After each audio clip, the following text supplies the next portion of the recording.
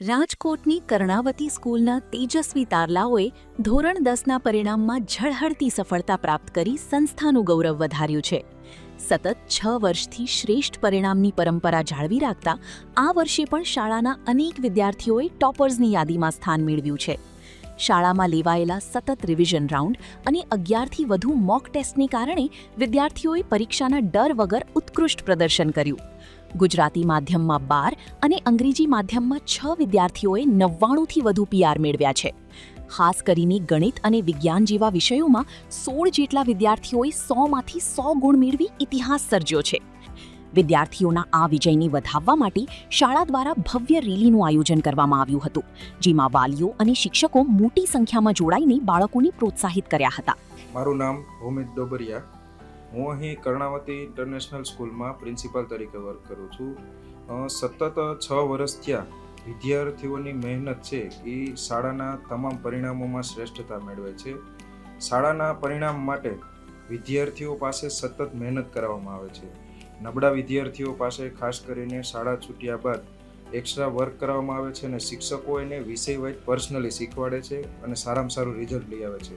જે વિદ્યાર્થીઓ ફેલ થવાના હોય તેમની પાસે સતત શિક્ષકો મહેનત કરી અને પાસ કરાવે છે, તેમજ જે વિદ્યાર્થીઓ 80 કે 90% લઈ આવવાના હોય તેમની પાછળ સતત મહેનત કરી અને 95 જેવી ટકાવારી લઈ આવે છે. વાર્ષિક પરીક્ષાનું જે આયોજન હોય તેમની પહેલાં શાળાની અંદર અલગ અલગ 11 રાઉન્ડ ગોઠવી અને છેલ્લો એવો રાઉન્ડ ગોઠવવામાં આવે છે કે જે બોર્ડની આબેહૂબ હોય, એટલે કે બોર્ડની પરીક્ષાની જેમ જ શાળાની અંદર પરીક્ષા ગોઠવવામાં આવે છે, જેમાં બાળકોને જે બોર્ડનો પરીક્ષાનો ડર છે એ દૂર થાય છે. તેમજ આજ રોજ જે ધોરણ 10નું રિઝલ્ટ આવેલ છે એમાં 99+ PR 12 વિદ્યાર્થીઓ મેળવેલ છે, જેમાં 99.87 હાઈએસ્ટ રિઝલ્ટ છે. આ રિઝલ્ટ પાછળ શિક્ષકોની ખાસ મહેનત છે. વિદ્યાર્થીઓની વાલીઓની સાથે સાથે શિક્ષકોએ અને આખી ટીમે સમગ્ર ટીમે સતત મહેનત કરેલી છે, જેની પાછળનું આ પરિણામ છે. તેમજ રમેશ સર અને અશોક સરનું સતત ગાઈડન્સ અને ફોલોઅપના લીધે આ પરિણામ છે એ શક્ય બનેલું છે. વર્ષ દરમિયાન વીકલી ટેસ્ટનું આયોજન કરવામાં આવે છે અને અલગ અલગ રાઉન્ડ પરીક્ષા લેવામાં આવે છે, જેની અંદર જે વિદ્યાર્થીઓનું જે વિષયમાં નબળું પરિણામ રહેલ છે તેમની પાછળ શિક્ષકો સતત મહેનત કરી અને અલગ અલગ વિષયમાં શ્રેષ્ઠ પરિણામ કઈ રીતે મેળવવું એ ગાઈડ આપે છે અને ફોલોઅપ લે છે તેમનું, અને સારા માર્ક કેવડાવે છે. ઘણા વિદ્યાર્થીઓને ડર હોય છે કે ગણિત અને વિજ્ઞાન અઘરો વિષય છે, પણ શિક્ષકો દ્વારા સરળ અને રમૂજી ભાષામાં જે ગણિત અને વિજ્ઞાન વિષય છે એ સારી રીતે શીખવાડવામાં આવે છે. એક પણ વિદ્યાર્થી ગણિત કે વિજ્ઞાનમાં ફેલ નથી, અને સાથે સાથે ગણિત વિષયની અંદર 8 વિદ્યાર્થીઓએ 100માંથી 100 માર્ક મેળવેલા છે અને વિજ્ઞાન વિષયની અંદર પણ 8 વિદ્યાર્થીઓએ 100માંથી 100 માર્ક મેળવેલા છે. વારંવાર છે એ ગાઈડન્સ આપવામાં આવે છે અને અલગ અલગ મોટિવેશનલ સેમિનારનું આયોજન કરવામાં આવે છે, જેથી વિદ્યાર્થીઓની અંદર રહેલો પરીક્ષાનો જે હાવ ડર હોય તે દૂર થાય છે. મોબાઈલને અને ટીવીનો ઉપયોગ છે જો એજ્યુકેશન રિલેટેડ કરવામાં આવે તો એ સારું છે. બાળકોને અટકાવવાથી અટકતા નથી, પણ એનો ઉપયોગ કઈ રીતે શૈક્ષણિક કાર્યમાં કરવો તેના માટે હંમેશા ગાઈડ અને હેલ્પ કરવામાં આવે છે.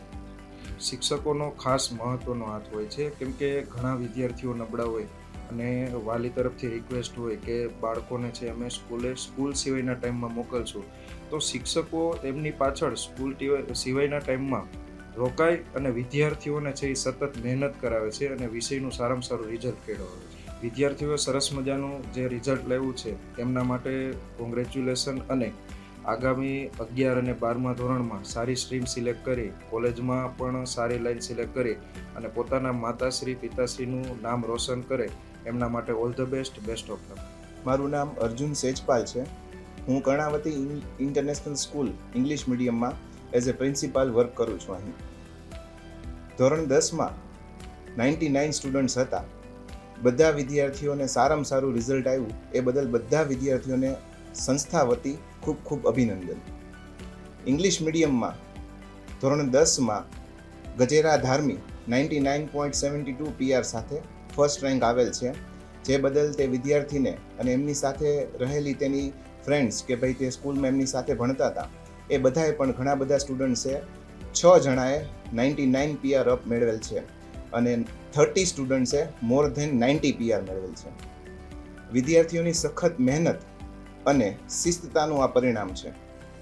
તેમની પાછળ શિક્ષકોએ આપેલું યોગદાન, જે એમ માની શકાય કે એક મિનિટ જે શિક્ષકોએ એમને આપી છે તેના બદલનું આ પરિણામ એમને મળ્યું છે. શરૂઆત કરીએ તો વિદ્યાર્થીને કેવી રીતની તૈયારી અમે કરાવી હતી. તો અમે વીકલી ટેસ્ટ રાખીએ છીએ, ત્યારબાદ જે વીક સ્ટુડન્ટ હોય એનું એનાલિસિસ કરીએ છીએ, સારા સ્ટુડન્ટ હોય એને મોટિવેટ કરીએ છીએ, અને મીડિયમ સ્ટુડન્ટ હોય એ ક્યાં પાછા પડે છે એની ઉપર પણ ફોકસ કરતા હોય છે.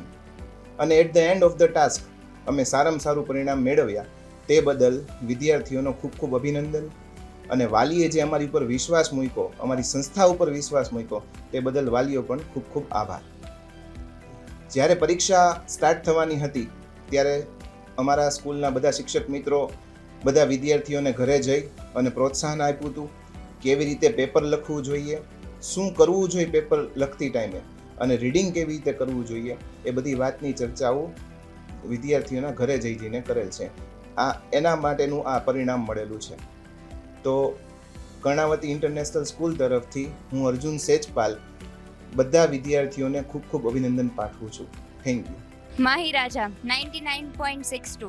અમને ઘરમાં બધાને બહુ ખુશી છે કે આટલું સારું રિઝલ્ટ આવ્યું છે. એકદમ સરસ રીતે તૈયારી કરી તેવું જ પરિણામ મળ્યું છે. ઓલમોસ્ટ 5 થી 7 કલાક દિવસનું રહેતું શેડ્યુલ. હા, થોડો માઇન્ડ ફ્રેશ કરવા પડતો. હવે ભવિષ્યમાં એવું સારું માણસ બનવું છે કે બધાની એક સારી રીતના હેલ્પ કરી શકીને એક સારી પર્સનાલિટી રહી શકે. બહુ સારો સપોર્ટ હતો. બધાએ ડાઉટ્સ ક્લિયર કર્યા હતા. બહુ સારી રીતે સપોર્ટ કર્યો. હા, એ લોકો ડાઉટ સોલ્વિંગ ક્વેશ્ચન્સ રાખતા હતા કે તમારા ક્વેશ્ચન્સ ત્યાં રજૂ કરો અને સોલ્વ કરતા. मीना कुसुम 96%. टिप्स तो ये है कि मोटिवेशन से ज़्यादा कंसिस्टेंसी पे फोकस करना चाहिए.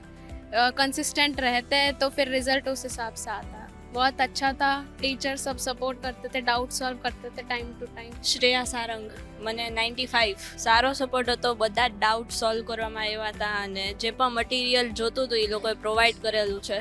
રોજ હું તો 2 થી 3 કલાક વાંચતી, પણ I believe in quality reading. ફેમિલીનો પણ ફૂલ સપોર્ટ હતો. જરા પણ એક કઈ વાતનો પ્રેશર નહોતો કે આટલા પર્સન્ટેજ લાવવાના જ છે. એવું બસ કન્સિસ્ટન્ટ રહ્યો અને ડેડિકેટેડ રહ્યો, રિઝલ્ટ ઓબ્વિયસલી આવવાનું જ છે. એ બધાને મતલબ એ બધા માટે એક નવો એક્સપિરિયન્સ છે, એટલે એ થાય, પણ આપણને એનાથી ગભરાવું ન જોઈએ અને બસ આપણું માઇન્ડસેટ ક્લિયર રાખવું જોઈએ. એમને પણ ક્વોલિટી રીડિંગમાં જ ધ્યાન આપવું જોઈએ ક્વોન્ટિટી રીડિંગ કરતાં, અને બસ ડિટર્મિનેશન અને ડેડિકેશનથી કરશે એટલે થઈ જશે. ઘણા બધા ક્વેશ્ચન્સ જે ટીચર્સે પ્રોવાઈડ કર્યા, એની સિવાય નોટ્સ પણ ઘણી બધી બનાવી હતી. મારું નામ સોલંકી ધ્રુવી જીતેન્દ્રભાઈ છે. મારે 99.62 PR છે. તૈયારી તો જેવી રીતના ટીચર્સનું કેવું હતું એ પ્રમાણે જેટલા કલાક અમે હોસ્ટેલમાં હતા એટલે દરરોજ હોસ્ટેલમાં સાંજે રીડિંગ રેગ્યુલર હોય છે. એના સિવાય એક્સ્ટ્રા રીડિંગ હતું.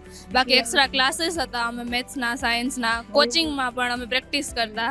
મેથ્સમાં તો હું એટલું જ કહીશ કે મેથ્સ પ્રેક્ટિસથી જ બેટર બને છે. મેથ્સમાં પ્રેક્ટિસની જરૂર હોય છે. રોજ નવા ક્વેશ્ચન સોલ્વ કરવા પડે છે, જેનાથી માઇન્ડ શાર્પ થાય છે અને નવી ટ્રીક આવડે છે. આપણે વધારે ન કરવું જોઈએ. જેટલું સિલેબસમાં હોય અને જેટલું આપણે ટીચર દ્વારા કહેવામાં આવે એટલું જ આપણે કરશું તો પણ સારા માર્ક્સ આવી જશે. રીડિંગ 6 કલાક.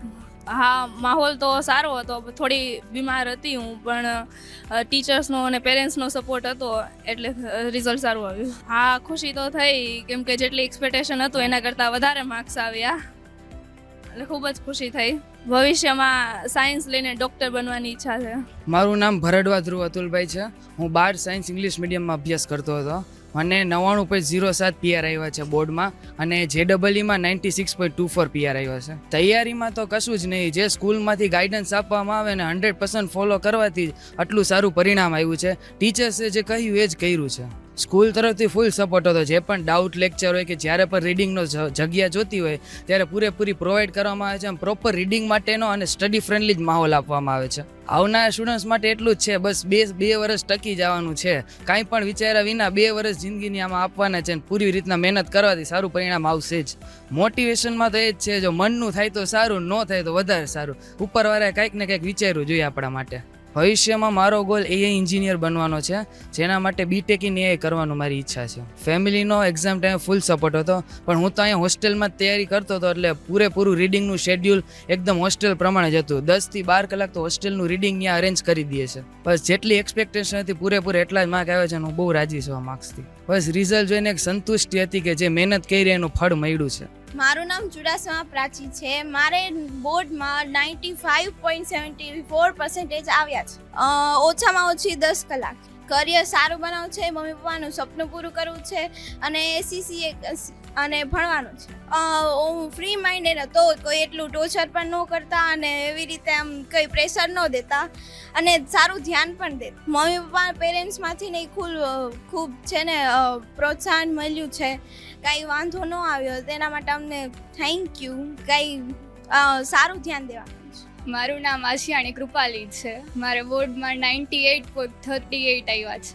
અમારે રોજનો એવો ટાર્ગેટ ફિક્સ કરેલો કે આજે આ ચેપ્ટર કમ્પ્લીટ કરવો, એટલે એ ટાર્ગેટ પૂરો કરવાનો, પછી ગમે એ થાય. નહીં, અમારે અહીંયાથી સ્કૂલેથી પણ શિક્ષકોનો પૂરો સપોર્ટ હતો. અમને કોઈ મેથ્સ સાયન્સ અમારું ખૂબ સારું રહ્યું છે, એમાં કોઈ વાંધો નથી આવ્યો. સ્કૂલે પૂરેપૂરો સપોર્ટ હતો, ફેમિલીનો પણ પૂરો સપોર્ટ હતો, અને સ્કૂલ તરફથી માહોલ પણ સ્ટડી માટે ફૂલ સારો હતો. ઘરે પણ સારો હતો માહોલ, બધાનો સપોર્ટ હતો. એક્સપેક્ટ કર્યા એટલા આવ્યા. બસ ડેલી ટુ ડેલી વર્ક કરવાનું, અને જાજુ ટેન્શન નહીં લેવાનું, વર્ક કરવાનું ડેલી ટુ ડેલી, એટલે થઈ જાય. મારું નામ જાડેજા હેતવિકાબા છે. 93.44. ઓમ ઓછા લાગે છે, બાકી સારા કહેવાય.